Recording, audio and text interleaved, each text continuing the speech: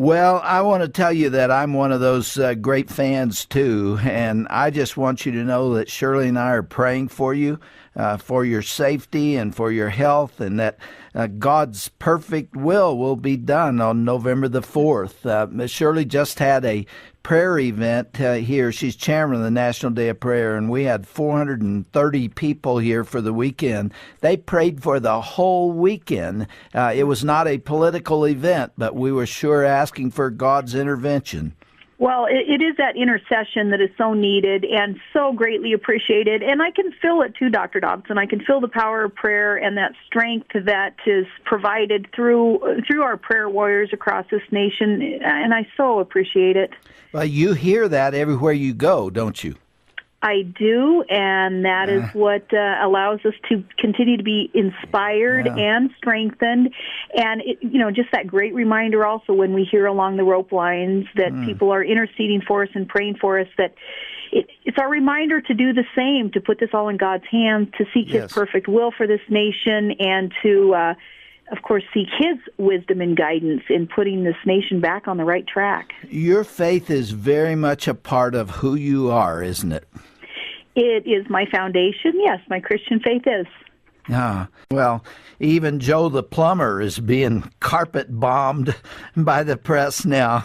You mentioned him in your recent speech. It is a tough world out there that you've entered, isn't it? It is tough, and Joe the plumber, bless his heart, he's just a straight-talking, everyday, hard-working American who asked of a presidential candidate to be candid with him, lay it straight on the line, what do you intend to do with taxes? And for that, Joe the plumber got beat up about it, and, investigation into his background and personal life. I just think that's so unfortunate, because it may make some hold back a little bit and be afraid to question their candidates on their issues, and that's certainly not the American way. We have to be free to do that. But Joe the plumber, you got to hand it to him. He's the one who got finally Barack Obama to tell us what he wants to do with redistributing wealth and raising taxes. And Joe the plumber said that certainly sounds like socialism to him. So I appreciate that Joe the plumber had the boldness and the candidness to get out there and ask a question. Governor, what lessons have you learned from the experience of the last couple of months? I'll tell you, one is that, back to the media, you really can't pick a fight with those who buy ink by the barrelful in the mainstream media. They're going to say what they want to say and spin however they want to spin it.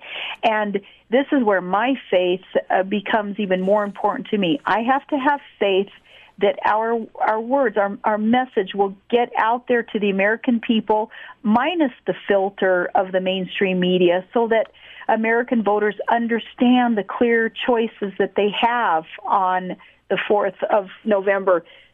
Contrasted choices. They must know the difference between the tickets where we have policies that will respect the entrepreneurial spirit and work ethic and strong family values, and you put that ticket up against the other ticket, and you're going to see these differences. We can't get that message through the mainstream media. That filter has to be erased. So we have to have faith in the wisdom of the people, that they'll understand what our message is.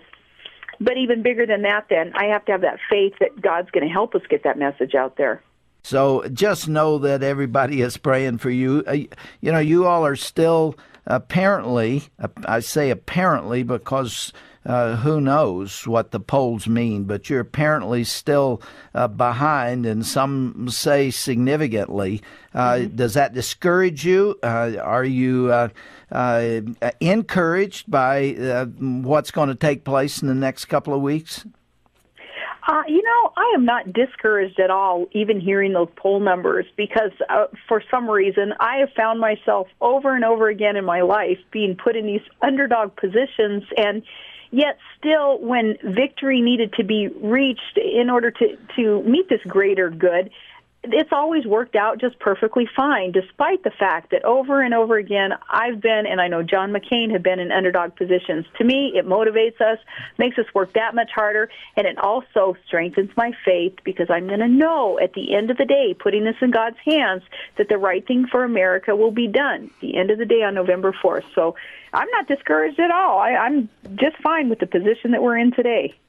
Dr. Dobson, you have been just on the forefront of all of this good for so many years, and your reward's going to be in heaven, because I know that you take a lot of shots also, but please know that on our end, as kind of outsiders looking in at what you have accomplished all these years, if it were not for you, so many of us would be missing the boat in terms of hearing the message and understanding what it is that we can do to further the cause of life and of ethics in our nation, those things that we should be engaged in. We owe so much to you.